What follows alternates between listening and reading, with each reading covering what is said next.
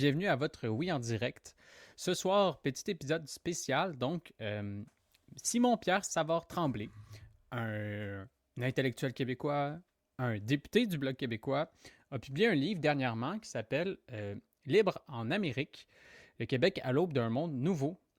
Et on a décidé de faire une petite critique du livre. Pour faire ça, eh bien, on va avoir la chance d'avoir Simon-Pierre Savard-Tremblay qui va venir à l'émission ce soir. Donc, en direct de l'autre pays, d'Ottawa, juste après avoir voté contre le budget, si je ne me trompe pas. Je suis pas mal sûr que le Bloc vote contre encore. Il pourra nous le reconfirmer. Donc, on aura son point de vue. J'ai terminé la lecture du livre aujourd'hui, je ne vais pas vous mentir. Livre passionnant, livre que j'ai hâte de vous parler. Je ne veux pas rentrer trop déjà parce que je veux qu'il soit là quand je vais le flatter, quand même un peu. Ce que je me suis dit qu'on allait faire pour commencer, c'est qu'on va lire sa biographie ensemble.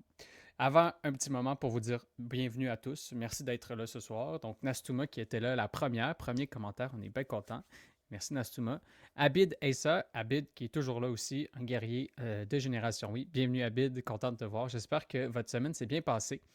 Vous avez eu beaucoup de trucs à dévorer de Génération Oui. Donc, on a beaucoup d'épisodes qui sont sortis, beaucoup d'entrevues. On a même Marc-Antoine qui a fait quelque chose sur le livre bleu. Livre bleu sur lequel on va revenir, donc sur tout le volet monnaie, économie. Marc-Antoine en a parlé hier. Moi, ce soir, je voulais en parler avec Gabriel Coulombe. Et oui, Gabriel Coulombe, donc le porte-parole du Parti québécois en économie, qui va venir vers 20h15. Donc, si vous voulez rester, mais c'est pour YouTube, c'est dans à peu près 1 heure, 1 heure et quart. Vous aurez sûrement le... Non, vous n'aurez pas les chapitres en description parce que ça ne me tentera pas de les faire, mais dans 1 heure et quart environ. Donc, vous pourrez aller écouter ça. Il va y avoir Gabriel Coulombe et un jeune qui est peut-être moins connu, mais Jasmin Racine, donc un économiste qui a travaillé beaucoup sur les questions de la monnaie, avec qui j'ai eu la chance d'échanger quand j'étais au Parlement, quand je travaillais dans le fond à la Chambre des communes, et qui va venir, eh bien, qu'on discute de tout ça. Donc, voilà. Ça va être le plan de la soirée. Bien hâte qu'on fasse tout ça ensemble. Samuel Venn qui dit le bloc, le bloc, le bloc. Et oui, le bloc, vit une chance qu'on a le bloc. Rougarou, salut Rougarou. Rougarou qui gêne pas pour m'envoyer des commentaires sur Discord, toujours pertinents. N'hésitez pas d'ailleurs. Si vous n'êtes pas sur le Discord, je vais vous afficher rapidement le lien, le code QR en haut. Vous l'avez ici maintenant, ici. Vous avez le code QR qui vous permet donc de rejoindre notre Discord. Allez-y, c'est ouvert, il y a plein de débats, il y a plein de critiques. Il faut être ouvert, il faut être capable de lire des débats. Il y a aussi des sections où il n'y a pas de débat pour vous permettre aussi d'être moins dans l'intensité du débat, justement. Donc, d'être sur la culture, les jeux vidéo, bref, des sujets plus légers, mais qui sont tous en lien avec l'indépendance, évidemment. Donc, n'hésitez pas, si ça vous intéresse, à aller sur notre Discord. Et si vous êtes sur ce Discord-là, vous pouvez m'écrire à Marc-Antoine, vous pouvez écrire à tout le monde, soit sur le Discord, soit en privé. Bref, ça va nous faire plaisir de vous lire, ça nous nourrit et c'est toujours stimulant. Donc, merci Rougarou d'être là ce soir. Débit Rubé, salut, je marche dans le quartier. Oh, ben marche, mon homme, fais-toi du bien. Tant et aussi longtemps que les médias traditionnels ne diffuseront pas les débats du Bloc québécois, les citoyens du Québec resteront colonisés à jamais. Ben, Samuel, moi, je me fais une mission, puis certains ici sont là, mais chaque semaine, entre 2 et 3 lives sur ma chaîne personnelle, je diffuse des extraits, donc des débats à la Chambre des communes, aussi à l'Assemblée nationale. Puis là, le plan, c'est d'en faire des plus courts extraits. Peut-être que je vais finir par faire ça sur la chaîne des générations. Oui, je sais pas. Tout ça est ouvert. Si vous aimez ça, n'hésitez pas à le mentionner. Peut-être qu'on en fera quelque chose de plus solide, un concept plus récurrent. J'aimerais beaucoup, parce que je suis d'accord avec toi, je pense que les débats à la Chambre des communes, surtout, bon, il y a beaucoup en anglais, fait que c'est toujours compliqué, mais au moins la partie en français, ce serait le fun. Parce que c'est souvent ce qui touche plus le Québec. Mais même si des fois en anglais, il y a des choses qui se disent, que ce soit plus connu, parce que les Québécois auraient avantage à savoir ce qui se passe à Ottawa. Donc, Nastuma qui me demande, Nando, pour ou contre que notre monnaie se nomme piastre? Oh! Grand débat philosophique. Est-ce que j'ai un a priori? Est-ce que j'ai un a priori là-dessus? C'est une bonne question, Nastuma. Moi, je suis comme partagé, parce que dans un certain sens, j'ai pas envie que ce soit folklorique, mais ouais, c'est ça. C'est exactement ça que j'allais dire, David. Si j'avais quelque chose, je dirais piastre, parce que c'est un vrai mot français. La pièce, c'est du joual. Je suis pas fermé à l'idée. C'est pas le genre d'affaire sur lequel je déchire ma chemise, mais piastre. Je préfère piastre, personnellement. Après, vraiment, honnêtement, personnellement, je pense que je préfère le dollar québécois. Là. C'est plate, mais pense à ça. Mais voilà. On pourrait avoir un franc québécois. Non, c'est pas vrai. Il faut savoir élever le débat, avoir un certain savoir-vivre. Sur notre Discord, oui, c'est ça. On essaye d'avoir des débats, mais si vous en voulez pas, il y a des sections où il n'y a pas de débat. Six Mix, toujours content de te voir sur Twitch. On est presque... On avance sur Twitch, je suis bien content. J'ai fini le nouveau livre de SPST il y a 20 minutes pour l'avoir lu avant le live. Ah, ben salut Samuel, ben tu vois, on va en parler tantôt. C'est cool. C'est vraiment quelque chose qui me tente aussi. Là, j'en profite parce qu'il n'est pas encore arrivé puis on est là-dedans. Mais il y a beaucoup de monde qui me parle du fait justement qui aime ça que je parle des livres ou qui me pose des questions par rapport à ça. En plus, avec ma nouvelle caméra, on voit un peu mieux le contenu. Fait que ça pourrait être cool de partir ça fait un peu vieux, genre, mais en même temps, je me dis, pourquoi pas? On pourrait faire un genre de club de lecture, mais version moderne, version numérique. J'aimerais ça. J'aime beaucoup lire, vous savez, j'en parle tout le temps. Fait que, pourquoi pas? Le monde va ridiculiser la piège du $1 québécois. Cancel, salutations. Salutations, Sam. Salut, Rougarou. Salut, Sam Journeau. Le tien est dédicacé. OK. Bon, je viens de voir, donc, Simon-Pierre Savant-Tremblay a rejoint le studio. On va l'intégrer donc au live. On va voir si tout fonctionne. Puis si ça fonctionne, on va partir. Ah, bon, on l'a perdu. Donc, il n'est pas prêt encore. Donnez-moi juste un instant. Je vais juste m'assurer qu'il n'y a pas besoin d'aide. Normalement, ça va bien, cette affaire-là, mais on ne prendra pas de risque.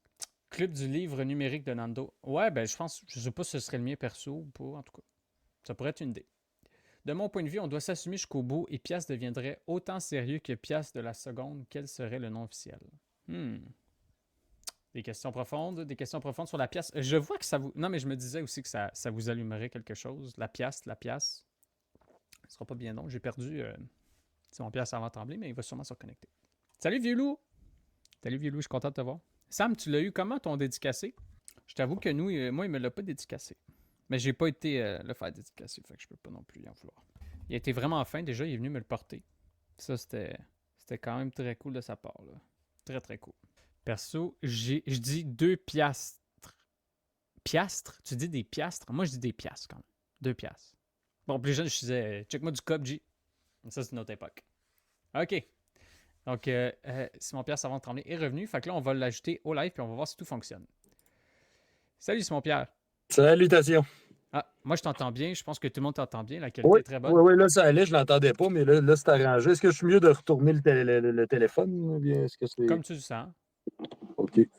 On le voit plus comme ça. On voit plus comme ça. OK, je vais m'éloigner un petit peu. Ben, attends un petit peu. OK, je vais le garder comme ça, parce que sinon, ça me coupe un peu. Là. Écoute, Scoop, je sors de la chambre, il n'y a pas d'élection. Le budget est passé par 2 votes. Ah! T'es-tu content, toi? Moi, honnêtement, je vais le dire, puis je te laisse toute la plus de profondeur que moi d'afficher, mais moi, je suis un peu déçu, parce que je voulais pas qu'il passe ces budgets-là, mais bon. Bon, écoute, ça continue sur la vague centralisatrice, puis sur la vague dans laquelle le Canada était déjà en train de surfer depuis des années, comme ils le font après chaque crise, finalement. Exact. Ah ben, t'es direct dans le sujet, là. Moi, j'étais comme, Ouais. bon, on va parler un peu, mais ça introduit ton livre. Livre que j'ai terminé de lire aujourd'hui avec grand plaisir, franchement. J'ai beaucoup apprécié. Ce que je pensais faire, c'est juste te dire rapidement ce que j'en pensais, comment j'ai vu tout ça. Puis après, on revient chapitre par chapitre. Il y a du monde dans le chat aussi qui l'ont lu. Donc, j'avais annoncé qu'on allait faire ça. Fait que là, ils se sont forcés un peu pour accélérer leur lecture. Fait qu'ils vont sûrement avoir des questions. Ça va être le fun de pouvoir passer à travers tout ça. Est-ce Avec que c'est grand un plan de plaisir. match qui te va? C'est parfait. Moi, je vous Ouais, suis. génial. Donc, Simon-Pierre Savard-Tremblay, on se connaît. Fait que je vais juste appeler Simon-Pierre. Mhm, On se connaît depuis quand même longtemps. Mais je pense que la mhm. première fois que je t'ai rencontré, c'était dans un bar à côté de l'Université de Montréal. Ça doit faire quasiment une dizaine d'années. Ça se peut. C'est en marge d'un événement souverainiste, je pense. Hein? Ouais, exact. On était allé. Je me rappelle même plus. C'est le bar où j'ai été toute mon université. Puis je me rappelle même plus de son nom. Maudit. Bon, ça devait être la maisonnée, j'imagine. Ça devait être ça. Ouais. Je vais passer là-dessus parce que je m'en souviens plus. Mais un bar iconique pour tous les étudiants de philo qui ont pas trop d'argent puis qui vont boire un verre. Et faire du karaoké. En tout cas, c'était ça dans mon temps. Ouais, il y en a encore. Absolument. On demande, c'est qui les 2 votes? Sam, ça c'est une bonne question. Qui ont voté qui ont fait passer le budget en fait. C'est-tu un absentéisme de la part des conservateurs? Ou... Abstention du côté de 2 députés NPD Et Mme May a voté avec le gouvernement aussi. Madame May a voté avec le gouvernement finalement. Eh bien, Oui, suite à une question plantée qu'il y a eu tout à l'heure, qu'il y a eu en pleine chambre, elle s'est fait donner une des questions qui était une des questions des libéraux d'habitude à la période de questions. ouais. Ils lui ont donné une question pour qu'elle puisse demander ce qu'il. Si le budget, si le gouvernement avait l'intention de focaliser sur ses objectifs en matière de réduction des GES. Puis Mark Carney, pour une des rares fois, il a lu une réponse écrite. Mais tout cela n'était pas arrangé avec le gars des vues. Elle, dans le fond, elle a visiblement pas lu le budget, qui a rien pour l'environnement, qui a des gros investissements en matière de pétrole, encore une fois, mais basé sur une réponse de 35 secondes de Mark Carney. C'est beau, je vote pour. Alors que le budget, c'est le vote le plus important de l'année. Mais elle se base sur une réponse de 35 secondes dans une question plantée. Wow, c'est pas cher, hein? Il me semble que Non, c'est pas c'est cher ça. payé. C'est ça que je me dis aussi. Ok, bon, on est d'accord. C'est pas cher payé pour un vote. Tabarouette. Donc, on a la réponse sur les 2 heures. Il y en a d'autres qui sont bien déçus qui voulaient que les libéraux soient mis dehors dès ce soir. Donc, peut-être une prochaine fois, malheureusement. On va être obligé de faire l'indépendance. Ouais, c'est peut-être le seul moyen de s'en débarrasser. Donc, 4e livre pour toi. Premier depuis que tu es député. J'imagine que le fait d'être député, ça ralentit un peu la vitesse de production. Il y a un peu de ça, mais c'est un livre qui, en même temps, est très marqué par mon expérience parlementaire. J'étais déjà arrivé là avec certaines connaissances sur les sujets qui sont traités là-dedans. Mais en arrivant, là, ça m'a permis d'avoir des anecdotes, de vivre ça vraiment dans le concret et au quotidien. Là. Puis d'ailleurs, tu l'as vu dans le livre, il y a plusieurs choses que je raconte que Ouais. c'est des choses que je vais avoir vécues moi-même. Ouais, c'est ça. Ben, c'est une des choses qui est très enrichante dans ces livres-là, c'est qu'il y a beaucoup de, comme tu dis, d'anecdotes, des choses qui sont rapportées à une expérience vécue. C'est pas juste de la production intellectuelle. Ça m'a fait penser dans le style, puis là, bon, il y a peut-être d'autres figures qui auraient pu marquer, mais moi j'étudie en philo. Je trouvais que ça faisait très aphorisme, genre, ça m'a fait beaucoup penser à Nietzsche, là. Puis je t'explique pourquoi. Je trouve que c'était très court. C'était souvent des, tu sais, il y a beaucoup de courts textes. Euh, Souvent, ils sont autosuffisants, c'est-à-dire que tu vas trouver tout à l'intérieur du même chapitre qui va expliquer pourquoi tu arrives à ce raisonnement-là, tout ça. Puis plus tu lis le livre, plus tu vois une cohérence globale dans le livre, plus tu vois le fil conducteur qui devient vraiment flagrant. Pour moi, ben, il y en a deux principalement. Ça va être le fait qu'on vit aujourd'hui dans une situation, je vais le dire comme ça, mais de guerre économique, donc une guerre économique permanente. Ça, c'est la première. Puis la deuxième, c'est que ben, on a tout un. En fait, c'est la souveraineté. C'est nommé à la fin, je trouve, plus, mais vraiment l'idée même de souveraineté puis son intérêt, sa valeur en soi. Est-ce que j'ai bien ciblé les deux cœurs de ce livre-là ou je passe à côté? Ben, je dirais que c'est pas mal ça. C'est-à-dire que moi, je peux te parler de mes volontés. Au départ, ça faisait un certain temps, je me disais, là, ça fait 30 ans qu'il y a eu le référendum de 95. Les réflexions de Jacques Parizeau à l'époque, d'ancrer la question de la souveraineté sur les bouleversements mondiaux qu'il y avait à l'époque, ça fait longtemps, je me dis, il faut les mettre à jour. On n'est plus du tout dans le même paradigme. Il y a encore des choses qui tiennent la route, là, qui sont même importants de ramener, des arguments de M. Parizeau qui sont importants de ramener puis de dire, à la lumière de l'actualité, voici comment ça a toffé la run. Mais il y a d'autres, on n'est plus du tout dans le même monde en même temps, on n'est plus du tout dans la mondialisation heureuse, triomphante, la fin des souverainetés, la fin des nations, la fin des conflits. Bref, tout ce qu'on croyait en 1995, on n'est plus du tout dans le même paradigme. Puis finalement, quand est arrivé cette année, qu'à partir de l'arrivée du président Trump, on s'est mis à entendre, on s'est mis à entendre beaucoup, même des souverainistes de longue date, nous dire c'est peut-être pas le temps, il faut peut-être s'unir, entendre, bien sûr, la traduction de ça, c'est de signer un chèque en blanc à Ottawa, mais nous dire c'est pas le temps, on va s'unir. Puis même certains qui disent je vois les choses autrement, peut-être que la souveraineté, j'y crois plus carrément. Je jugeais important de répondre. Je trouvais que le livre, déjà, il répondait en grande partie avant même que je l'actualise à la lumière de la dernière élection qu'on a vécue, qui a été riche en enseignements là-dessus. Mais parce que tout simplement, moi, je connais aucun peuple dans le monde, aucun pays qui va dire, parce qu'on est dans un contexte qui est difficile, parce qu'on est dans un monde en crise, qu'ils vendent pas mal fort, que les vagues sont fortes, je vais donner ma souveraineté à mon voisin.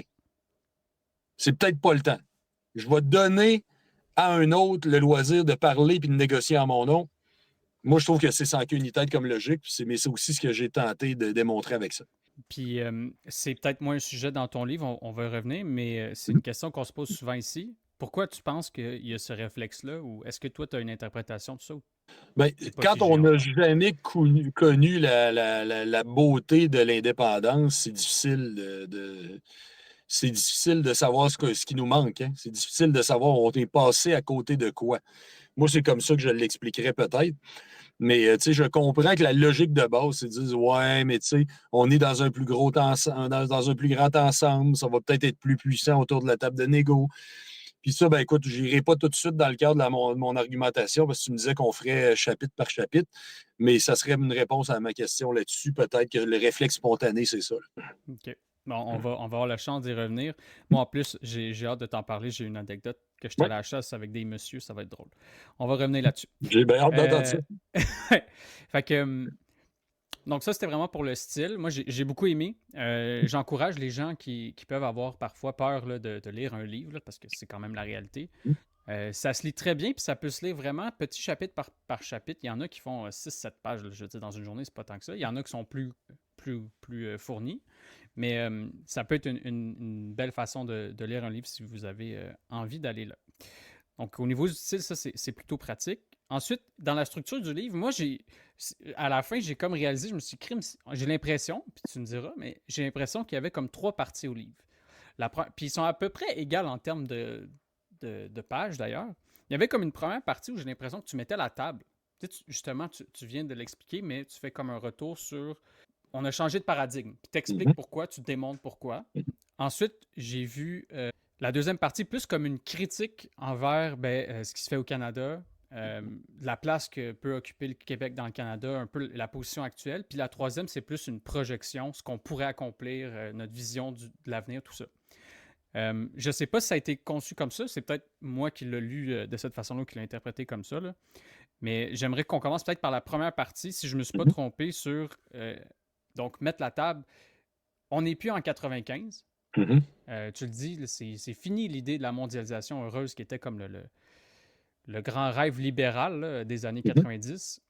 Sur quoi tu bases ça? Puis qu'est-ce que ça veut dire, à ton avis, qu'on ait changé de paradigme? Ben, je le base sur les faits, c'est-à-dire tout ce qui est observable. Là, dans les années 90, on nous parlait même de citoyenneté mondiale, on parlait des organisations mondiales. Aujourd'hui, l'Organisation mondiale du commerce est paralysée, surtout son organe de règlement des différends. Puis ce qui est intéressant de voir, c'est que dans plusieurs. Puis le dollar est aussi en train de perdre du galon dans le monde. On ne signe plus aujourd'hui, quand il y a des accords commerciaux qui se signent, il n'y a plus de mystique. Là. On signe ça de manière stratégique, mais on n'est pas en train de penser qu'on est en train de mettre fin à l'époque de l'État-nation puis tout ça. On n'est plus là. Il y a un retour des blocs géopolitiques. On a vu qu'il y avait encore des affrontements. Ça, on pourrait dire même qu'on l'avait vécu même début des années 2000, même s'il y avait des guerres avant. Mais les attentats de 2001 aux États-Unis ont démontré que une espèce d'ennemi sans frontières, c'était peut-être plus dangereux que les deux blocs de la guerre froide, l'Union soviétique et les États-Unis. Mm. On n'est plus du tout dans ce paradigme-là. Ce qui est intéressant de voir aussi, c'est que c'est le pays, les États-Unis, qui avaient mis sur pied les institutions de la mondialisation pour leur propre intérêt, qui les a débranchés. Ouais. On l'a vu. Parce qu'ils ont constaté, ça ne va plus tant que ça à notre avantage. La Chine a pris une trop grosse place là-dedans. On les a laissés faire. Et c'est à travers le pays qui avait créé ça à des fins impériales, si on peut dire, qu'on a débranché sur ces institutions-là. C'est particulier, tu y fais référence dans ton livre. Historique, ben, en tout cas, mon histoire à moi, ce que moi j'ai comme historique politique, c'est que Crime, c'était la gauche qui était plutôt Mhm. anti-libre-échange, qui était plutôt protectionniste. On se retrouve dans une situation où c'est toujours dur de qualifier Donald Trump, mais on peut dire que c'est quand même à droite du spectre politique. Mais c'est lui qui met fin à tout ça. Ça a commencé un peu avant, là, puis tu l'expliques, tu sais, il n'est pas arrivé comme de nulle part. Là. Obama en avait un peu introduit, Biden a quand même Mhm. continué. Fait que ça semble dépasser le clivage gauche-droite. Mais c'était un peu hors champ, on ne s'attendait pas à ça. Là. Oui, puis la politique américaine a toujours été ponctuée par des périodes de tarifs. C'est très important pour eux. Même, puis ça, j'en parle plus loin, donc je vais pas trop en parler là, mais même pour eux, ça a été vécu comme un instrument de développement très important. Dans leur tête, ils se sont construits sur les tarifs. Et les fameuses crises du bois d'œuvre, là, parce que là, on le voit, il y a des droits de douane contre notre industrie forestière. Il y en a eu 5 crises. Ça a commencé dans les années 80. Donc, c'est pas Trump qui a inventé ça. Mais Trump l'a probablement mis au goût du jour et a probablement ramené ça dans l'actualité. Là. Ça, c'est indéniable là-dessus. Puis c'est clairement pas le rêve qu'une certaine gauche républicaine pouvait avoir en termes de fin de la mondialisation néolibérale que de voir ça de la manière dont Trump l'a articulé. Là. On s'entend. Ouais, c'est ça. Moi, je trouve ça drôle parce que dans mon. Là, peut-être je suis plus mitigé, mais dans mon jeune temps, j'avais vraiment cette vision-là de la fin du libre-échange. Puis c'est pas du tout comme ça que je voyais que ça Non, non, c'est finirait. ça. Donc, on pensait tous que ça passerait par. Ben, à une époque, c'était Mélenchon. Tu sais, il y a eu plein d'égéries de la gauche. Puis finalement, c'est Trump qui aura comme tapé du poing sur la table. Tu parles aussi d'une relation particulière qu'a le Québec avec le libre-échange. C'est-à-dire que pour nous, ça a quand même été vécu comme un outil géopolitique. Et c'est même une réponse au référendum de 80 puis une stratégie pour préparer 95. Parce que il y a eu le référendum de 80, on le sait, ça a été perdu sur les peurs économiques. On entendait toutes sortes de formes de chantage, de menaces, de campagnes de peur sur le fait qu'il y aurait des fuites de sièges sociaux, que le Québec ne serait pas capable de faire tout seul, que ce serait la fuite des capitaux, et aussi que Ottawa n'allait pas négocier l'association économique dont parlait le gouvernement Lévesque. Mm. Ça, c'est important. Parce que là, Jacques Parizeau, Bernard Landry, qui sont des économistes chevronnés du mouvement indépendantiste, probablement parmi les meilleurs qu'on a eus dans notre histoire, qui disent on ne se fera pas faire le coup la prochaine fois. Donc là, quand tu arrives, puis là, à ce moment-là, on sait qu'il y avait un congrès qui était protectionniste aux États-Unis, un président qui, lui, était capable de l'être, qui était Ronald Reagan, qui avait appliqué toutes sortes de tarifs contre le Japon, contre les véhicules, tout ça, qui était capable de l'être, mais le libre-échange avec le Canada, il y croyait. Donc, il a vu une fenêtre. Même chose pour Brian Mulroney, qui cherchait un thème pour sa réélection. Et qui a fait ce qu'on pourrait appeler une élection référendaire sur la question du libre-échange. Ben là, c'est les Parizeau et Landry qui ont embarqué dans la mêlée pour dire aux Québécois de voter en faveur qu'il fallait que ça passe. Et ça a été, le calcul, bien sûr, était de dire on va inverser l'axe Est-Ouest, donc Canada-Québec, pour que ça soit un commerce nord-sud. Et on ne dépendra plus du reste du Canada. Quand ils vont nous faire leur chantage, on va être capable de dire on s'en fout, on fait affaire avec les États-Unis. Jacques Parizeau disait un pays peut être très petit, peu importe l'étendue de son territoire, tant qu'il fait partie d'un grand marché. C'était ça le calcul. Et c'était aussi de préparer la question de 1995 qui disait OK, on va proposer un partenariat, mais ça ne sera pas une condition sine qua non à faire l'indépendance. S'ils ne veulent pas, on est capable de s'arranger parce qu'on est dans le libre-échange nord-américain. Et puis, ça a fonctionné. Ça a fonctionné. On remarque pour les PME, l'accès au marché américain, ça a été une véritable aubaine. On est devenu une économie exportatrice. On s'est énormément mobilisé là-dessus. Donc, pour cette forme-là du libre-échange, donc la forme de la fin des années 80, ça a eu à peu près juste des effets bénéfiques. Absolument. Fait que ça, c'est la situation historique donc, du Québec par rapport au libre-échange. Donc, on revient, on t'a mis la table donc, sur la fin de, ce libre-échange international avec Trump, tout ça, on en a parlé. La position historique du Québec. La deuxième partie, on va rentrer, puis on va avancer comme ça. Dans la troisième, tu vas nous expliquer c'est quoi qu'il faut que le Québec fasse dans l'avenir. Mais avant, il faut comprendre aussi c'est quoi les freins. Parce qu'il y a des freins à appartenir au Canada. Dans le livre, tu parles de plusieurs industries. J'ai trouvé ça excellent. Honnêtement, la quantité d'arguments qu'il y a dans ce livre-là, elle est phénoménale. On les a comme un après l'autre. Donc, ça peut être un bon livre à avoir dans votre besace argumentative. Là. Mais donc, si tu peux juste nous présenter un peu. Moi, je suis content que tu dises ça parce que c'est une des raisons pour laquelle je l'ai fait. Je dis souvent, achetez-le à vos proches à Noël, prêtez-le, faites-le lire à des indécis surtout. Ceux qui ont douté, là, ou des souverainistes qui ont douté depuis quelques mois en disant ouais, mais au niveau international, c'est peut-être pas la bonne affaire à faire à cause du contexte. Ben, c'est à eux autres qu'il faut le faire là. C'est un livre qui est court, là, aussi. C'est ce que je voulais. Je voulais que ça reste abordable et pédagogique. Mais c'est réussi tant qu'à moi. Ça se lit très bien facilement. Puis il y a beaucoup, beaucoup d'arguments condensés. Donc, on peut les prendre un à un. Tu peux même aller continuer à t'informer si ça t'intéresse là-dessus. Tu sais, comme je trouve que ça, c'est vraiment pratique. Alors, pour répondre à ta question, maintenant, statutairement, là, au niveau structurel, le Québec n'a rien, il n'y a aucun mécanisme ou quoi que ce soit qui fait que le Québec peut demander sa place à une table de négociation quand le Canada va parler en son nom. Il n'y a rien. Il n'y a rien du tout. Puis c'est pas faute d'intérêt. On sait que depuis ce qu'on a appelé la doctrine Gérin-Lajoie, le Québec a un intérêt pour ça. Il a créé ses délégations du Québec à l'étranger, dont celle de Paris a même le statut d'ambassade à part entière. Le Québec s'est doté dans le deuxième mandat Lévesque, donc c'était pas il y a 2 semaines, là, d'un ministère du commerce international. Il y a toujours eu une volonté de se positionner là-dessus. Mais il n'y a rien du tout qui fait qu'il y a un mécanisme même de consultation. Souvent, moi, je suis au comité du commerce international, on reçoit souvent les hauts fonctionnaires ou les négociateurs qui disent « Oui, j'ai parlé à mes homologues provinciaux, mais on s'entend dessus que ça doit davantage être les mettre devant le fait accompli. C'est là qu'on s'en va, point barre. » Et la seule exception qu'il y a eu, c'est lors de la négociation avec l'Union européenne où il y avait une délégation, il y avait un négociateur pour le Québec qui était nommé par le Québec. C'était Pierre-Marc Johnson, l'ancien premier ministre du Québec. Mais ce n'est pas parce que le Canada l'a voulu, c'est parce que l'Union européenne l'a demandé. L'Union européenne a dit nous, nos parlements membres, nos pays membres vont tous voter. Ça va être une condition sine qua non pour que l'accord passe. Il faudrait que ça soit la même chose au sein du Canada, que les pays membres, les parlements des provinces fassent de même. Puis même à ça, on a fait des gains là-dedans en étant là. Donc, c'est la preuve qu'il vaut mieux être là que de ne pas y être. Mais Pierre-Marc Johnson disait lui-même, le gros du travail qu'on fait, c'est dans les corridors. Ce n'est pas à la table de négociation à proprement parler. Ça, il le disait textuellement. Il disait, notre job, c'est de remettre un billet doux à la délégation officielle. Donc, ça n'a pas quand même la valeur d'être là en tant qu'entité, en tant que pays à part entière, bien sûr. Donc, qu'est-ce qui nous reste pour que le Québec se fasse entendre? C'est notre place au Parlement.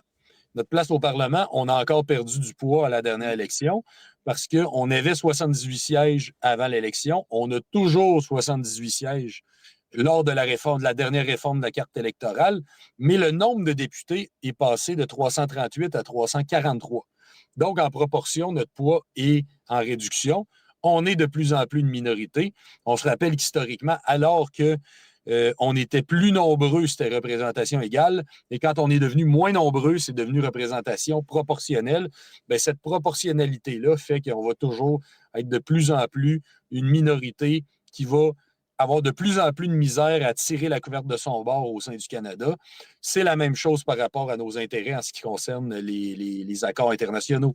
C'est la même chose. Et je me permets de mentionner que le Canada n'est pas plus transparent à l'endroit de ses parlementaires, à l'endroit de ses élus, qu'il ne l'est à l'endroit de ses provinces, de ses provinces membres. Moi, je me rappelle, je suis membre du comité du commerce international. Puis quand on reçoit les négociateurs, on ne sait pas grand-chose. Ça nous est déjà arrivé même de devoir étudier un accord sans avoir le texte devant nous. Là, je me rappelle, c'était fin 2020. C'était les négociations avec le Royaume-Uni. On recevait des témoins qui commentaient, qui nous disaient moi, je pense que c'était l'affaire, nous, on est favorable, ça. Et moi, à un moment donné, j'ai levé la main, j'ai dit savez-vous des affaires que moi, je ne sais pas? Parce que ça a tendance à me surprendre. Avez-vous vu l'accord? Ils me disaient tout non. C'était le théâtre de l'absurde. Il n'y a actuellement aucune loi pour qu'il y ait un délai raisonnable entre le moment où on présente un accord commercial, donc souvent des textes volumineux, des 3000, des 4000, des 5000 pages avec les annexes, tout ça, et le projet de loi qui va le mettre en œuvre. Et d'ailleurs, c'est souvent un accord qui est déjà signé sans l'accord au préalable du Parlement. Puis quand on vient pour voter, on vote le projet de loi de mise en œuvre, donc un projet de loi de quelques pages d'articles de loi, et non pas l'accord en lui-même. Donc, on ne peut même pas amender quelque chose. L'avis des parlementaires, on voit vraiment que le Canada est une monarchie. Le Parlement sert juste à estampiller quelque chose qui va avoir été fait en silo, en vase clos, de gouvernement à gouvernement. Moi, ça me frappe ce que tu es en train de me raconter parce que je me souviens, quand j'étais jeune, comme je te dis, tu sais, je viens plutôt d'une gauche républicaine, là, c'est ça mon origine. Puis à l'époque, je me disais, ah, comment ça, on vote pas par référendum ces accords-là? Tu sais, t'en parles souvent, puis t'as fait plusieurs livres sur ça, c'est vraiment un sujet que tu maîtrises, là. Dans ces accords-là de libre-échange, souvent, il y a toutes sortes de lois, de règlements qui sont modifiés, qui n'ont absolument rien à voir avec les échanges, là, qui n'ont rien à voir avec des valeurs marchandes qui sont échangées, qui sont des normes. C'est de la normativité qu'on impose. Puis on dit, OK, on va créer voyons, une correspondance normative là, imposée. Puis ça se signe, puis il n'y a personne qui a son mot à dire là-dessus, puis ça va s'appliquer. Puis là, ce que tu es en train de me dire, c'est encore. Je me dis, là, ce qu'on me répondait à l'époque, je vais continuer mon raisonnement, ce qu'on me répondait à l'époque, c'est de dire, ouais, mais là, imagine, là, ça fait 5000 pages, là, on peut pas tout lire ça puis se positionner là-dessus. Tu sais, comme si le monde n'était pas capable d'avoir des résumés. Il y a des politiciens qui vont s'en emparer, qui vont le résumer, on va pas avoir un débat quand même. Mais bon, je leur donne le point. 5000 pages, c'est pas tout le monde qui va s'intéresser, pourquoi pas. Mais là, ce que tu es en train de me dire, c'est que les parlementaires qui sont censés être justement les spécialistes de la législation, qui sont censés étudier ce type de projet-là, n'ont même pas droit de regard à ça. Ben, on peut le lire, l'accord va être disponible. Mais quand vient le temps de faire des votes, c'est sur un projet de loi de mise en œuvre. Donc, c'est juste les articles de loi qui vont venir changer les institutions pour le mettre en œuvre. C'est tout. Moi, ça m'est arrivé de voter pour un accord, mais de voter contre certaines clauses, certaines dispositions. Mais c'est à peu près très peu d'éléments qu'on peut changer. Et comme une fois, j'avais même réussi à amener un amendement qui avait passé une fois pour l'accord avec l'Ukraine pour qu'il y ait une meilleure surveillance des droits humains de ce que les entreprises font, mais ça ne va pas plus loin que de demander à la ministre de faire rapport annuellement, que ce ne soit pas juste renvoyer à des beaux principes. Mais il y a très peu de choses qu'on peut changer. Et puis je répète, c'est signé d'avance, c'est dans un délai très court, puis on finit par n'être que les estampilleurs en chef de la chose. Je comprends. Je comprends. Merci pour ces nuances-là, c'est intéressant. Il y a beaucoup de gens dans les commentaires qui veulent passer directement à la partie 3, mais ça va valoir la peine. Je vois des questions, par exemple, Vix, là, qui est... Moi, je ne vois pas les commentaires, tu vois ça où, là? c'est des commentaires, il faut que tu l'actives, c'est à droite, normalement, de ton écran. Mais c'est peut-être la façon qui est Ah, ben positionnée. oui, Peut-être... Ah, tu l'as, OK. Ben, Vix, qui est... OK, il y en a beaucoup, je vais te laisser faire le tri, là. Ouais, c'est ça. Je vais te laisser ta job d'animateur. Fais-toi-en pas. Qui nous dit, plutôt, il nous a dit, il y a souvent des commentaires intéressants au niveau économique, puis je pense que ça va te lancer sur peut-être la deuxième partie de ton argumentaire dans ce chapitre-là. Il nous dit, le Québec tient beaucoup à certaines industries comme le bois d'œuvre, comme la gestion de l'œuf. Il dit, ça va être compliqué de préserver ça dans des accords de libre-échange, par exemple, une fois souverain.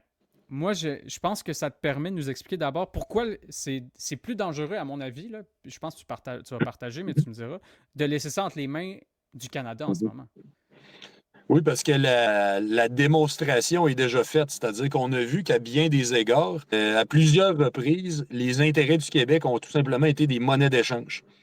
Puis on l'a vu pas plus tard que l'été dernier, quand le président Trump a juste fait un tweet pour dire la taxe sur les services numériques qui est en vigueur au Canada, je ne veux pas de ça. Je sais que la taxe sur les services numériques, elle touche tout le monde, là, mais la culture est particulièrement un enjeu québécois. Et quand est arrivé ça, 24 heures après, le premier ministre Carney a dit c'est beau, c'est aboli, c'est fini, merci, bonsoir. Dans un communiqué qu'ils ont envoyé un soir de canicule quand le monde était dans les piscines, je pense passer 10 heures le soir, là, disant personne ne va s'en rendre compte. C'est souvent comme ça la monnaie d'échange. On l'a vu dans les négociations avec l'Union européenne aussi, quand ils ont été prêts à sacrifier le fromage du Québec pour faire avancer le bœuf de l'Ouest.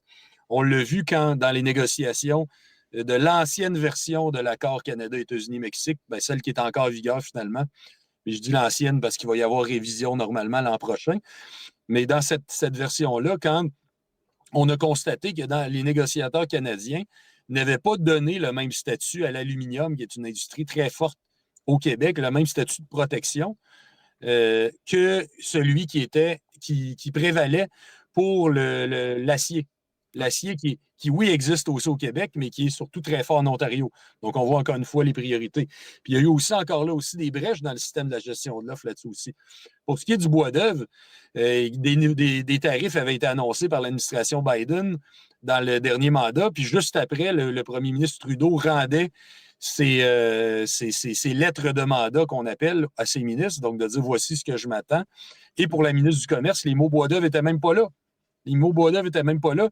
Il a organisé en grande pompe une mission à Washington parce que l'industrie automobile était menacée par une politique d'infrastructure que le président Biden allait mettre en place. Ça lui faisait paniquer. L'automobile, l'Ontario, là, ça lui faisait paniquer. Il y avait le poil qui dressait sur les jambes, mais le bois d'œuvre, ça ne comptait pas là-dedans. Ce n'était pas considéré comme une priorité. Donc, à bien des égards, les exemples sont probants. Puis on l'a vu même dans plusieurs aussi politiques industrielles. Je me permets de parler de l'industrie de la défense parce que c'est en ce moment un des gros enjeux, les dépenses en matière militaire. Ça a beau être le sauveur Carney qui devait tenir tête aux Américains. Ils ont quand même donné 1 milliard de contrats aux Américains depuis 1 an, alors que l'aérospatiale est une industrie, un secteur clé stratégique qui est une expertise québécoise. Il y a 3 endroits seulement dans le monde où on est capable d'assembler, où on aurait les composantes pour assembler un avion. C'est Seattle, c'est Toulouse, puis c'est le Grand Montréal. Le Grand Montréal est une véritable grappe industrielle, une grappe dynamique qui est extrêmement innovante, qui est capable de faire ça. Puis le plus choquant, c'est qu'on a vu plusieurs cas où non seulement des contrats étaient donnés de gré à gré aux Américains par Ottawa, mais d'autres aussi où on allait trafiquer les règles des appels d'offres pour qu'il y ait juste les Américains qui puissent appliquer dessus. Donc, la preuve est dans le pudding, comme disent nos voisins.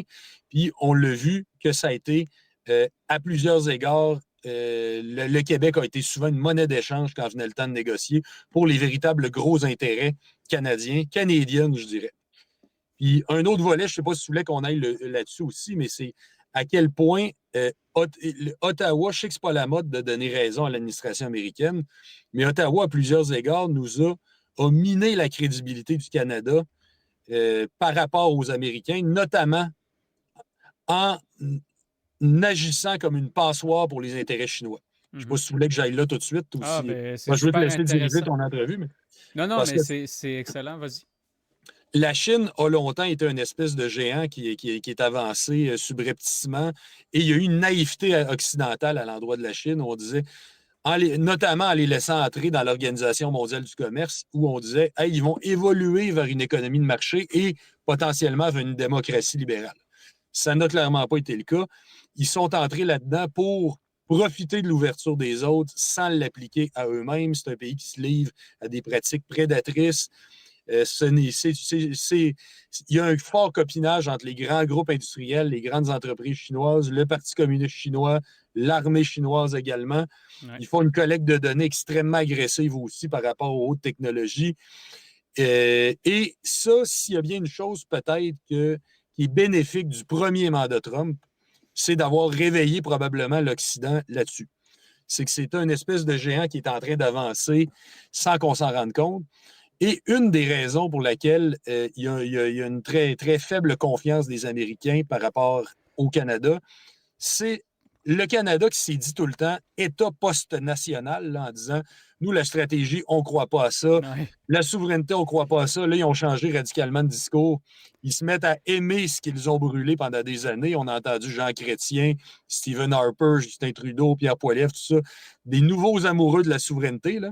C'est rendu leur concept.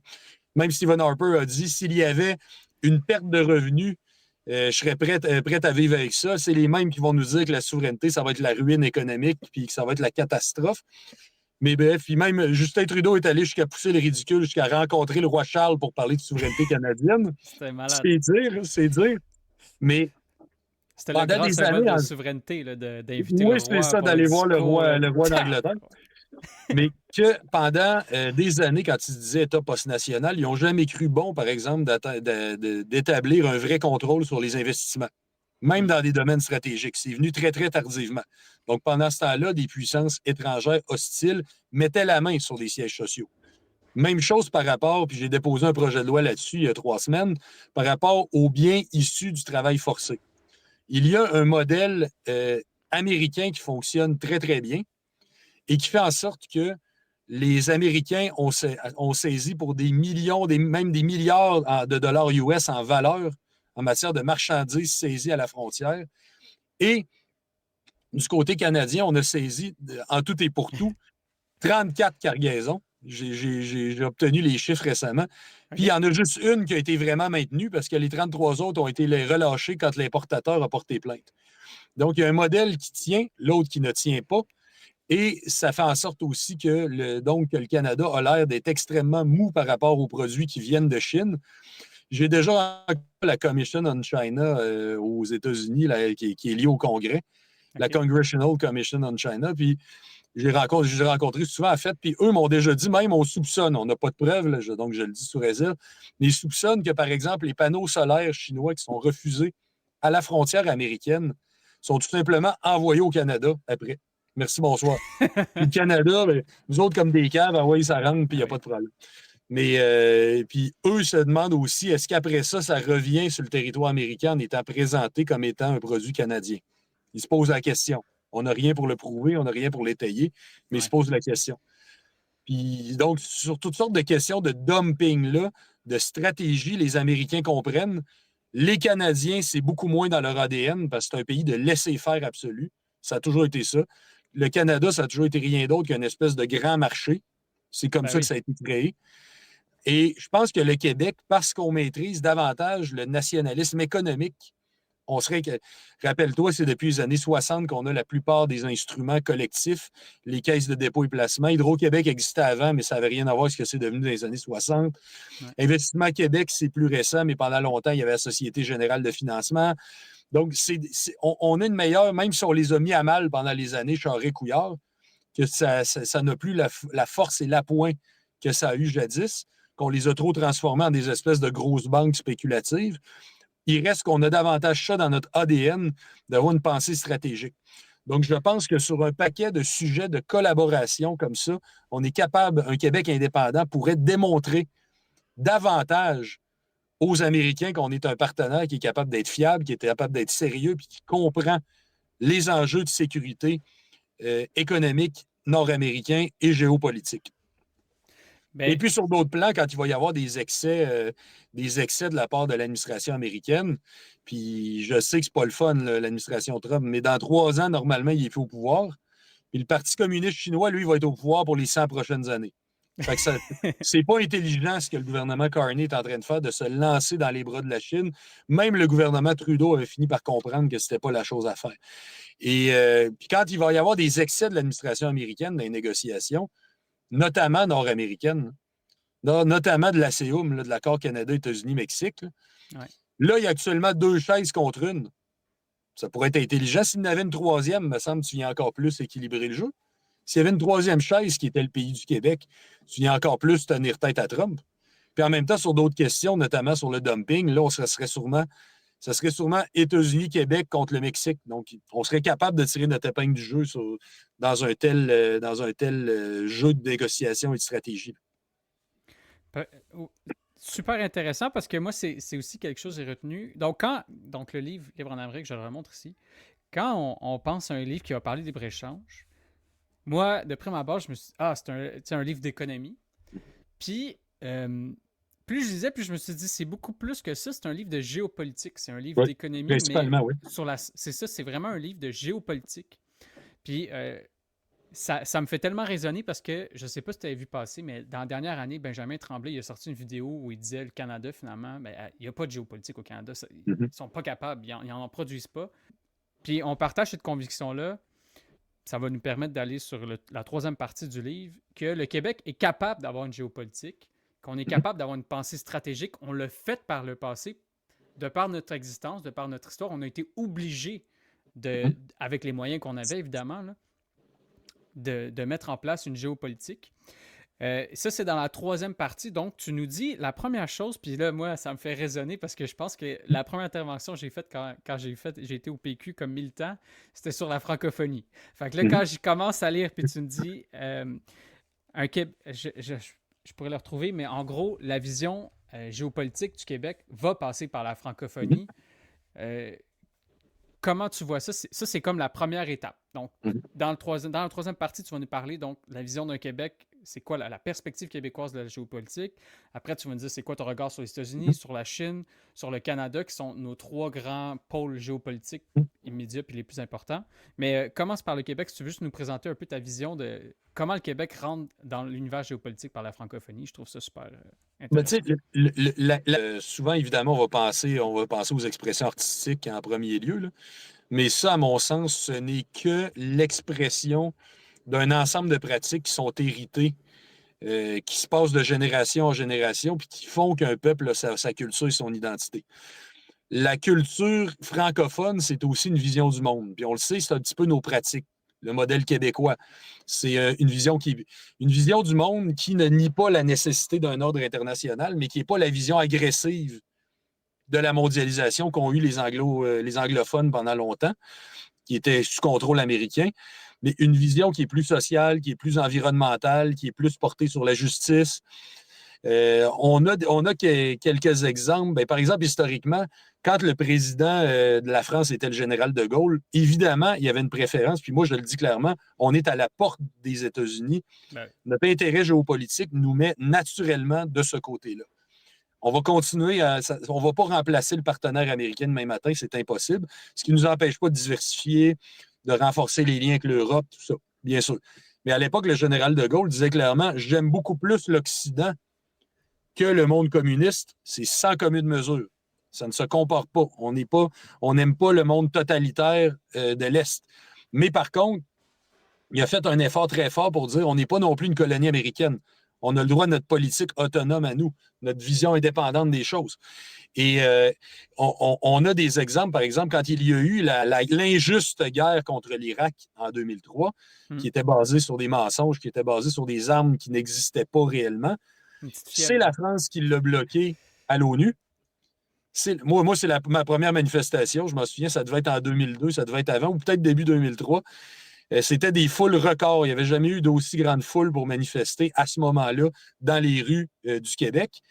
Et il y en avait plus dans la ville de Québec où ça avait lieu et à Montréal que dans des villes plus grosses dans le reste du Canada. Il y avait quand même des foules impressionnantes dans le reste du Canada, mais ça montre que nous, ça nous touchait, qu'on n'était pas d'accord avec ça. Et c'est la France qui l'a bloqué au Conseil de sécurité de l'ONU. Il y a une espèce de vision francophone du monde sur des questions comme ça, comme il y en a eu aussi par rapport à l'exception culturelle. Ça a été un combat de la France, comme ça a été un combat du Québec. On peut dire que le cas de l'exception culturelle, puis juste pour préciser ce que Mhm. c'est l'idée que la culture ne doit pas être traitée comme un marché parmi d'autres. Parce que là, actuellement, dans un accord de libre-échange, on dit que les marchés vont s'équivaloir, donc tu n'as pas le droit, comme État, d'accorder une préférence à tes industries, du moins dans ce qui est couvert par l'accord. Tu n'as pas le droit d'accorder une préférence, donc des subventions, des quotas, des droits Des de douane, barrières. etc., des barrières quelconques. Et l'exception culturelle vient dire c'est bien beau, mais il y a à peu près personne sur la planète qui a quelque chose qui se compare à Hollywood. Donc, nous, surtout une petite nation comme le Québec, on n'a pas, et qui est toujours fragile devant l'histoire, on ne peut pas dire qu'on va laisser aller ça tout simplement aux lois du libre marché, de la concurrence, du libre-échange en somme. Donc, l'exception culturelle, ça vient dire, comme son nom l'indique, qu'il y a une exemption. C'est qu'on peut le traiter de manière préférentielle, accorder des préférences à nos industries culturelles à nous. C'est fondamental, honnêtement. On aurait été en faillite depuis longtemps si on n'avait pas mené ce combat-là. Ça a été un combat extraordinaire de Louise Baudouin, qui est une dame pour qui j'ai une admiration totale et sans borne. Ça a été un combat très, très fort. Puis le Québec était même allé au Forum social à Porto Alegre. Jacques Parizeau était sur le voyage, d'ailleurs, où ça avait été porté par le Québec. Le combat a été mené auprès de l'UNESCO aussi, où le Québec, d'ailleurs, malgré ce qui est dit, n'a pas de siège. On a un strapontin où on n'a pas le droit d'aller à l'encontre de la position canadienne. Et donc, ça a été un grand combat à la fois du Québec et de la France. C'est le milieu artistique, notamment la disque dans le temps, qui s'était beaucoup, beaucoup, beaucoup mobilisé pour ça au Québec. Et maintenant, c'est un bel héritage. Par contre, Ottawa, encore une fois, a mené à des reculs dans ces négociations-là, sans qu'il y ait eu de brèche formelle. Si vous prenez, par exemple, dans les négociations avec l'Union européenne, dans l'accord, au lieu de dire qu'il y a une exemption globale de tout ce qui est culture dans l'accord, c'est une exemption par chapitre. Donc, on dit les chapitres où on mentionne l'exception, elle s'applique. Donc, c'est plus l'exception globale. OK. Dans le cas de l'accord Canada-États-Unis-Mexique, oui, ils l'ont même étendu au commerce numérique, ce qui est très bien en soi. Ça, c'est très bien, rien à redire là-dessus. Mais on a vu quand même qu'ils ont accepté une clause de représailles. Donc, ça peut être sujet à des contestations lorsqu'on est là. Il peut y avoir un partenaire qui porte plainte là-dessus. Malgré tout, Puis quoi. sur les autres domaines, des domaines culturels, on l'a vu dans les lois qui ont été votées, notamment par rapport aux géants du numérique, pour leur reprendre, laisser la place au contenu québécois et canadien, etc. On a vu que ça a été, et de taxer les géants du numérique, on a vu que ça a été un combat beaucoup plus important au Québec que dans le reste du Canada. Et puis à chaque fois, on nous dit, mais vous êtes trop petit, vous n'y arriverez pas. Le gouvernement Lévesque avait mené le combat, puis si je ne me trompe pas, c'était Gérald Godin dans le temps, pour forcer le doublage obligatoire, qu'une version doublée d'un film sorte en même temps. On disait, ils vont vous boycotter. Puis on a entendu tout ça, les menaces de boycott. Pourtant, ça s'est très bien fait, puis ça se fait encore aujourd'hui. Donc, arrêtons de penser qu'on est tout petit, on est capable de se tenir avec force. Puis, dans le cas des Américains, je pense que parfois, le rapport de force est le seul langage qu'ils comprennent quand vient le temps d'une négociation. Puis, d'autant plus, si sur d'autres sujets, on montre qu'on est capable d'être plus sérieux et plus fort, ils vont être capables d'accepter, à mon sens, qu'on leur dise non. Très intéressant. L'exemple, moi, je trouve que cet exemple-là que je connaissais pas sur le doublage est vraiment pertinent parce que c'est quelque chose qu'on se fait souvent répéter. Genre, si on fait ça, on n'aura plus de... Ben, ils l'ont fait, là, mettons, Meta avec Facebook, les nouvelles, ou bon, Netflix pourrait dire ah, nous, on veut plus de ci. Mais il faut quand même réaliser, dans les années 70, fin 70, on a réussi à imposer à Hollywood, au marché américain, de doubler leurs films pour pouvoir aller sur le marché québécois. Puis c'est du doublage qui est juste fait pour le Québec parce qu'il y a un autre doublage en France. Tu sais, pour un petit marché comme le nôtre, ça valait quand même la peine pour eux de le faire. C'est fou Ben, là, de depuis, dire c'est devenu une industrie très, très forte au Québec, le doublage québécois. Là. Puis, qui c'est s'exporte sûr que pendant maintenant. longtemps, on avait aussi. Nous, on a grandi beaucoup. Je me rappelle les VHS quand j'étais petit, là, c'était pas beaucoup, souvent des versions doublées en France encore. Mais il reste que la victoire a été que les deux sortent en même temps. Parce que sinon, ça aurait été, mettons que tu dis que ta version doublée, elle sort 2 semaines après, tu as déjà tout frappé le box-office pour la version anglaise. Donc, Ben ça oui. crée déjà ce déséquilibre-là. Fait que, ben écoute, c'est toutes des choses qu'on retrouve pas mal dans ton livre. Mhm. Vraiment, vraiment pertinent. Donc, je pense que la fin aussi est bien. Le dernier chapitre, j'ai beaucoup, beaucoup aimé. Parce que c'est court, mais c'est un beau plaidoyer pour la souveraineté en soi. Puis, moi, j'aime beaucoup regarder ce qui se fait en France. Puis en France, ils en parlent souvent. Je trouve qu'on l'utilise moins au Québec, cette vision-là du monde. Puis ça doit être comme tu dis, parce qu'on n'a jamais goûté à ça, à la souveraineté.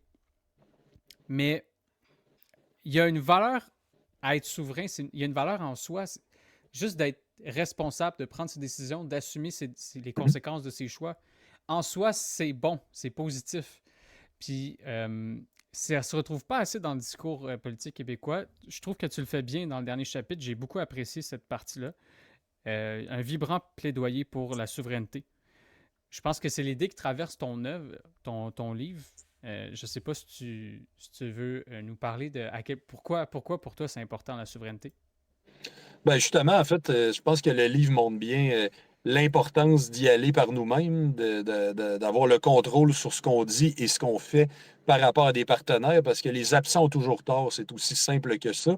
Et à partir du moment où un pays a les moyens de l'être, puis nous, c'est indéniable qu'on l'a, à partir du moment où on a la capacité de l'être et la conviction d'être une nation. Parce que à partir du moment où on a ce sentiment national-là, cette impression-là d'être une nation, d'être un peuple à part entière, on a le devoir d'aller là, puis je pense que ça va être gagnant pour tout le monde. Puis il n'y a aucun pays dans l'histoire qui est revenu en arrière. Aucun, aucun, aucun. Moi, quand j'en entends, puis là, on va en entendre des belles en maudit dans les prochains mois. Ça s'en Vous vient. allez voir, on est à un an d'une élection au Québec, là. Puis j'espère que c'est la dernière fois qu'on appelle ça une élection provinciale. Mais on va en entendre de tous les genres. Là. Moi, je ne sais pas si tu as vu, ben, tu as évidemment vu la sortie sur la monnaie en fin de semaine du Parti québécois. Puis alors que c'était très tempéré, c'était peut-être 10 ans après. Ça peut prendre 10-15 ans. Là. C'était très Ouais. tempéré, Un c'était comité très modéré. d'experts Mais qui finalement pourquoi ça avoir la serait. décision. Ben, c'est ça. Mais là, je lisais notamment sur certains réseaux de certaines radios de Québec, notamment d'animateurs de Québec, Pourquoi ça serait foncièrement ridicule? C'est comme, ils veulent faire une monnaie. Ouais, puis, pourquoi tous les pays du monde, ils rient pas de ça? Avoir une monnaie, là, c'est quoi? En quoi ça serait foncièrement sujet de moquerie? Comme on assiste vraiment à un discours qui est incapable d'ailleurs de critiquer sur le fond. Je lisais aussi un député libéral québécois, Frédéric Beauchemin, qui disait que le PQ voulait la fin des ententes économiques. Pourquoi? Je pense qu'il a toujours été clair qu'il y aurait maintien dans les ententes économiques. D'ailleurs, ce qui est intéressant là-dessus, puis ça, j'en parle dans le livre aussi, Ouais. c'est que en 95, on se souvient, Jean Charest, il parlait d'un trou noir. Il disait peut-être que vous allez réussir à renégocier de rester dans l'ALENA, parce que c'est comme ça qu'on l'appelait à l'époque, l'accord de libre-échange nord-américain. Peut-être que vous allez réussir, mais il va y avoir une période de transition. Donc, une période où vous ne serez pas dedans. Puis le temps que vous allez négocier, c'est une période où les entreprises vont perdre leur marché, ça va être de l'instabilité, ça va être de l'incertitude et autres. On répondait dans le temps, voyons donc, ça n'a aucun bon sens, c'est pas logique, ils font affaire avec nous, pourquoi ils arrêteraient de le faire? Moi, je maintiens que c'est pas logique, en effet, que l'argument était bon. Mais on n'avait pas de précédent dans ce type-là. On avait des précédents sur des accords multilatéraux où on avait des nouveaux pays qui s'étaient créés, qui étaient restés dans l'accord sur les tarifs et le commerce, qui est le GATT qu'on appelait à l'époque le GATT, l'ancêtre de l'OMC. Mais ce n'était pas des accords bilatéraux. Ouais. Le premier exemple, là, je sais que tout le monde a son opinion sur le Brexit. Il y en a qui n'aiment pas ça comme modèle, mais je le donne quand même parce que c'est le premier exemple qui est le vrai parallèle à ce que nous, on va vivre après l'indépendance, qui est quand le Royaume-Uni a quitté l'Union européenne, la même question se posait, qui était est-ce qu'on va être automatiquement dans les accords que l'Union douanière dans laquelle on était avait signé en notre nom? Donc, on peut dire la même chose, Québec qui sort du Canada, c'est la même chose, l'Union douanière qui a signé des ententes. Est-ce qu'on reste dedans? La réponse, c'est qu'en un temps record, avant la période d'expiration, le Royaume-Uni a réussi à signer des ententes temporaires qui étaient des copier-coller des anciens accords parce que l'ensemble de la planète a dit ben, on faisait des affaires avec eux autres, on veut que ça continue. C'est pas plus compliqué que ça. Ben oui. Copier-coller d'ententes temporaires avec entente à renégocier, avec le fait qu'ils s'entendaient à renégocier des ententes permanentes après. C'est pas encore fait par rapport à celui du Canada, mais par rapport à celui qui lie le Royaume-Uni et le Canada, c'est pas encore fait, mais qu'au moins, il n'y a pas de trou noir, il n'y a pas de période où les entreprises n'ont plus leurs accès. Ça se maintient statu quo. Puis ils ont même réussi à en nouer un avec le Japon, qui est un pays avec lequel l'Union européenne n'en avait pas. Donc, quand un pays, puis encore là, je le dis sous toute réserve, tout le monde peut avoir son opinion sur le Brexit, mais sur le fait qu'un pays retrouve sa souveraineté commerciale ou gagne sa souveraineté commerciale, ça fonctionne très, très bien sur ce plan-là. Je trouve que, honnêtement, dans le livre, là, moi, si vous le voulez, juste pour cet argument-là, parce que quand le PQ est sorti, j'ai fait beaucoup de choses, mais j'adore cet argument-là. Je pense que c'est le meilleur que j'ai trouvé dans ton livre personnellement. Parce que quand le PQ est sorti là-dessus, moi, je l'ai dit, c'est le truc que je trouvais qui était le plus faible. Alors, l'affaire de traité de Vienne, je trouve que c'est pas terrible comme. T'es pas obligé de te positionner là-dessus, mais je trouve que c'était pas terrible comme argument. J'ai été voir c'est qui les pays signataires. Le Canada n'est pas dedans. Il y a pas, à part le Brésil, bon, mais là, on n'est pas dans une approche, on va faire l'indépendance avec les BRICS. Fait que là, c'est très limité. Mais l'exemple que tu donnes sur le Royaume-Uni, c'est un bijou. Je trouve que c'est ça qui devrait être utilisé, qui devrait être mis de l'avant. Ils ont prouvé qu'avant même de faire l'indépendance, si on est organisé, si on a un plan, on arrive, on prépare ces accords-là, on s'entend, puis on dit, regardez, si on est indépendant, ça va se réappliquer de façon provisoire, puis on négociera. Puis la vaste majorité, je pense que tu donnes l'exemple, c'est 50 sur 60 pays avec lesquels il y avait un accord provisoire, si je ne me trompe pas. Dans les premiers mois, oui. C'est, je veux dire, c'est bon, là. Tu sais, c'est réglé, là. Tant qu'à moi, rendu là, c'est comme tout le monde comprend que la stabilité est préservée, là, en grande partie.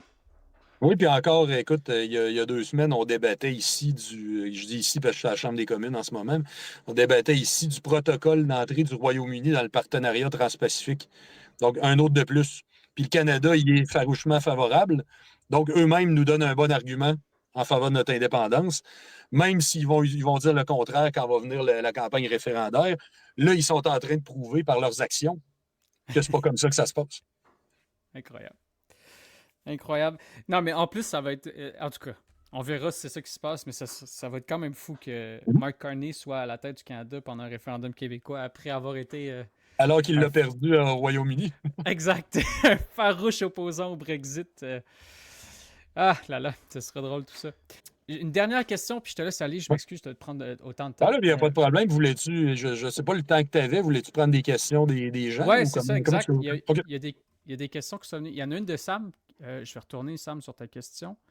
Il dit, dans le livre, l'industrie pétrolière est comparée à un système de Ponzi. À part au niveau de la maladie irlandaise, que tu expliques bien d'ailleurs, c'est la première fois que je trouve ça simple de même. Est-ce qu'il y a d'autres éléments qui pousseraient la comparaison plus loin? Ben, c'est un système, en fait, qui. Le Canada, d'abord, il est convaincu, il prétend être un grand joueur là-dedans. Il a construit une partie de son identité même sur l'extraction des matières premières. C'est comme ça que l'ancienne colonie canadienne est devenue partiellement souverain, parce que c'est un statut particulier au début, là. Mhm. Ça a beaucoup été joué pour. C'était pas encore la grosse exploitation pétrolière. D'ailleurs, même quand l'Alberta est entré, il n'avait pas découvert le pétrole, puis c'était une province pauvre. Puis c'est le Québec qui a payé pour les faire entrer là, au début, là, pour leurs travaux, pour leurs infrastructures. Puis ils nous en doivent encore quand on compare tout. Fait que la péréquation, oubliez ça comme argument.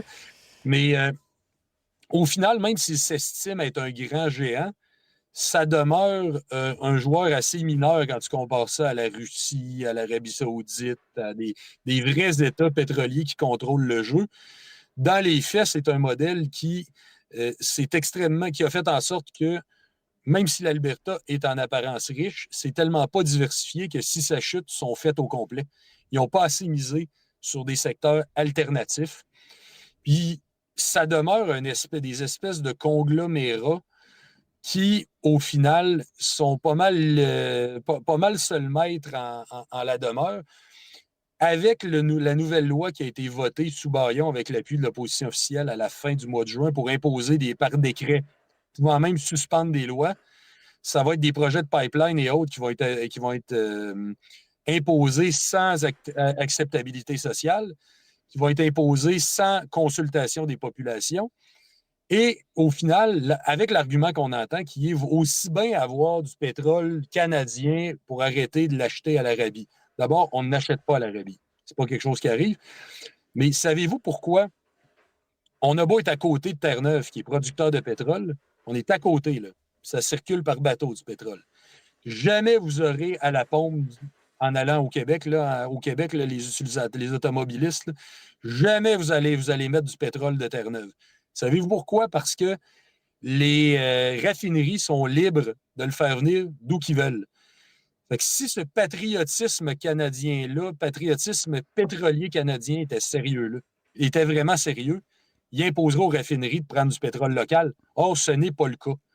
C'est tout simplement une gang qui sont là pour engranger les profits. C'est pas du tout dans une optique de on va exploiter nos ressources pour les utiliser chez nous. C'est pas ça du tout. Ben oui, puis c'est autre chose dont tu parles dans ton livre, c'est sur la propriété étrangère de cette industrie-là, parce que ça, c'est jamais dit, tu sais, c'est présenté Ben, ben comme une oui. grande industrie canadienne, mais c'est pas tant canadien que ça, le pétrole au C'est des Canada, là. actionnaires étrangers en très grande majorité, puis qui ont fait, en contexte d'inflation, eux autres, pendant que nous autres, on se serre la ceinture, ils ont fait des records, des profits records là, dans les dernières années. Exact. Puis sont subventionnés de manière directe et indirecte, de manière très, très importante.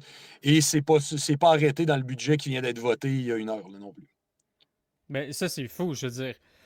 En tout cas, moi, ça me fait rire quand Daniel Smith, elle vient puis elle nous dit que le Québec, on subventionne l'électricité là, avec Hydro-Québec, les gens ne payent pas assez cher, puis si on comptait ça dans péréquation, blablabla. On vient de mettre 40 milliards là, dans ton pipeline, là. Les Québécois, on a mis plus que 10 milliards de dollars dans ton maudit pipeline. Ça c'est pas une subvention, ça? Tu sais, en tout cas, moi, ça me fait capoter ces arguments, excuse-moi, mais c'est fou.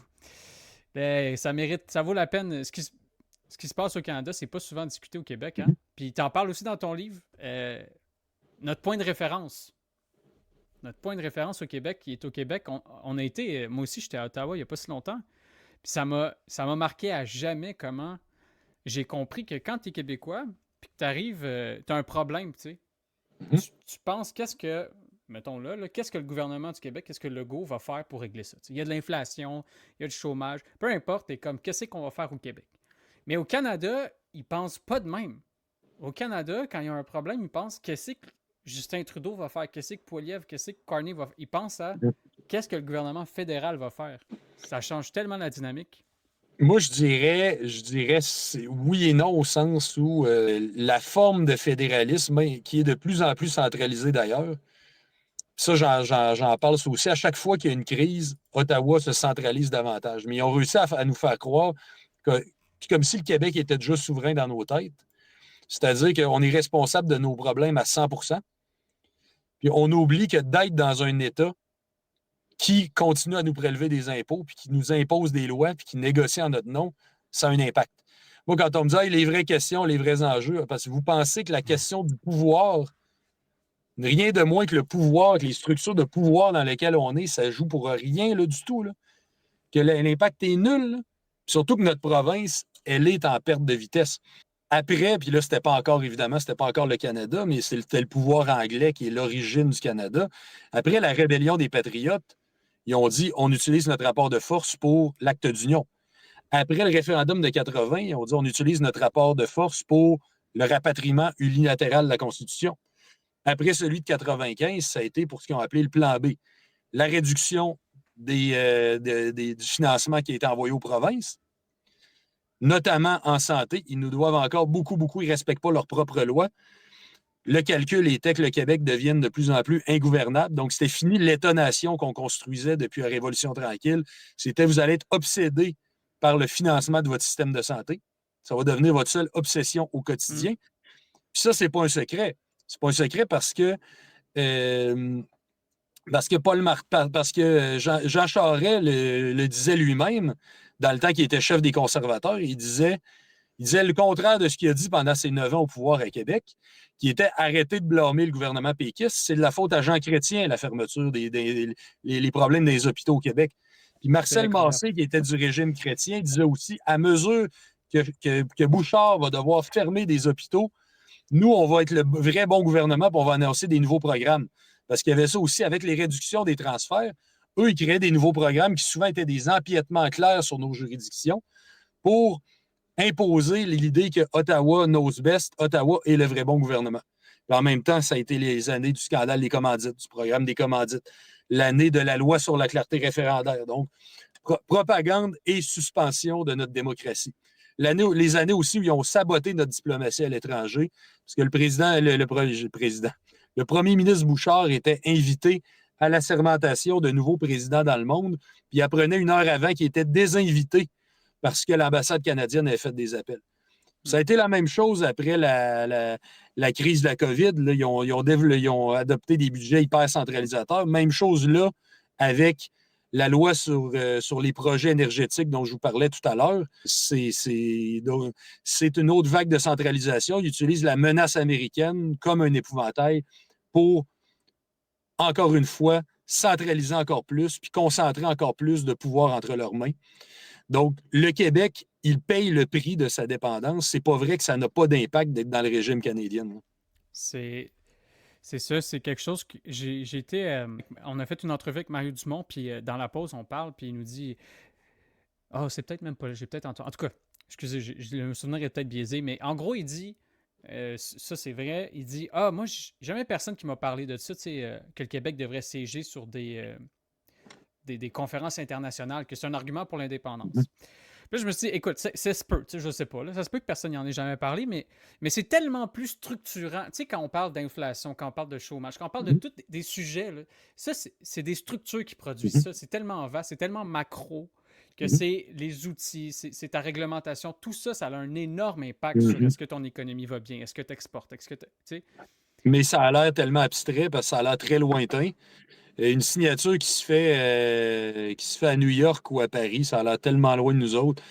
J'en parle des fois, je fais des. Puis surtout que ces accords-là sont rédigés souvent dans des langues juridiques très, très opaques aussi, dans des mots juridiques très, très opaques. Mais j'en parle quand je fais des conférences dans les écoles, leur expliquer l'impact de la politique fédérale. Parce que dans l'esprit du monde, le municipal est le seul qui est dans ta cour. Tu sais, mes ordures ont-ils été ramassées aujourd'hui? Oui, non. Si ça ne l'a pas été, j'appelle mon conseiller, il s'excuse, c'est réglé la fois d'après. Ça a l'air beaucoup plus directement, nous autres, nos affaires. Mais je donne des exemples pour l'illustrer. Je dis, par exemple, un tarif qui est mis sur l'industrie forestière, je l'explique, c'est du bois qui rentre aux États-Unis qui va être plus cher, donc personne ne l'achète. Donc, l'industrie canadienne ou québécoise commence à être en faillite, est obligée de couper. Puis c'est un père ou une mère qui rentre à la maison et qui dit aux enfants, désolé, j'ai plus de job. C'est de montrer la genèse du global au particulier. Ouais. Ouais, puis ça va être important qu'on soit capable de le faire. Je pense que ce livre-là est un bel outil théorique pour commencer, en tout cas, cette réflexion-là. C'est des arguments à avoir dans sa besace. Parce que ça permet d'aller en plus en profondeur puis de montrer comment les structures de pouvoir puis le fait qu'on n'est pas souverain, ça a un coût. C'est ça qu'on. On n'a jamais été capable, les souverainistes. Peut-être qu'un jour on va être capable de renverser la question puis de dire il nous dit ça coûte combien l'indépendance, ça coûte combien. Oui, ça coûte combien rester là, ça coûte combien être soumis, ça coûte combien pas avoir notre monnaie, ça coûte combien, tu sais, d'être capable de renverser ça. Qui sait, un jour peut-être. Un jour peut-être. Alors que, tu sais, c'est Falardeau qui disait il y a un coût à l'indépendance, mais il y en a un qui est probablement plus important, qui est celui de la dépendance. Vraiment.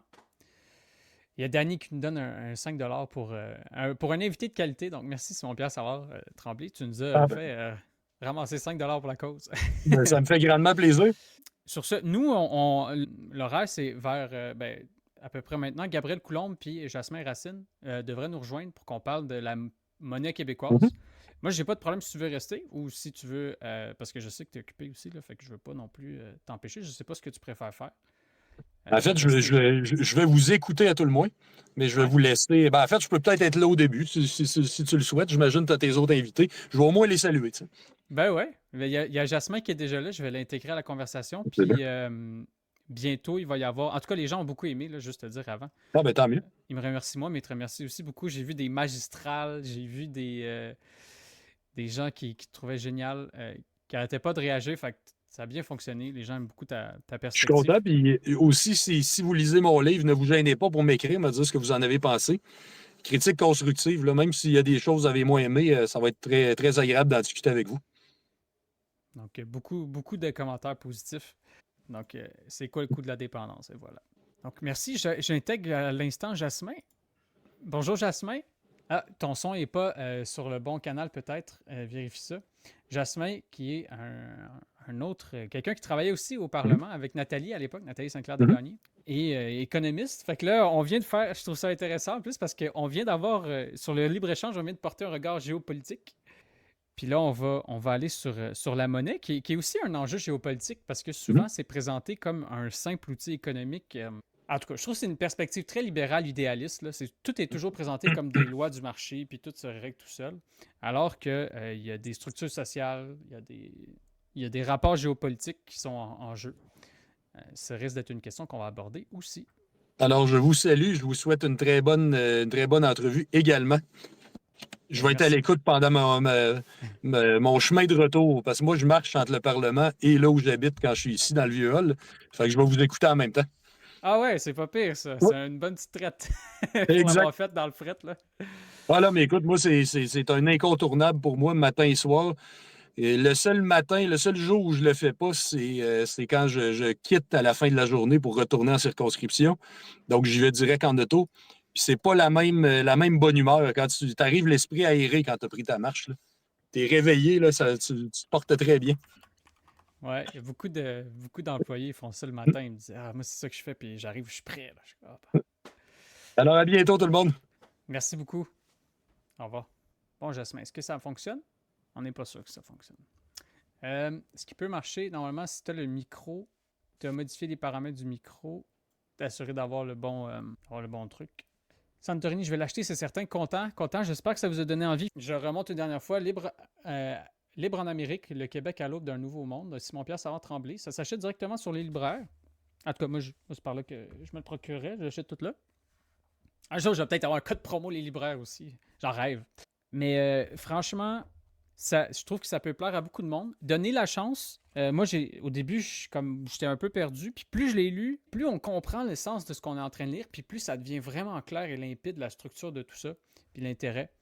Donc, franchement intéressant. Beaucoup d'arguments que j'ai retrouvés là-dedans que je vais pouvoir resservir. Puis comme on le disait, je sais pas à quel point ça peut répondre à l'argument de Mario Dumont de dire il n'y a jamais personne qui m'a parlé de ça dans dans la rue. Puis je comprends, je le crois, quelque part, je le crois. Sauf que mon expérience, c'est que quand on a ces fondamentaux-là, quand on a ces bons fondamentaux-là, cette bonne structure-là de pensée, puis de voir, pardon, comment s'organise le commerce international, comment on défend les intérêts du Québec correctement, la géopolitique, on donne confiance aux gens.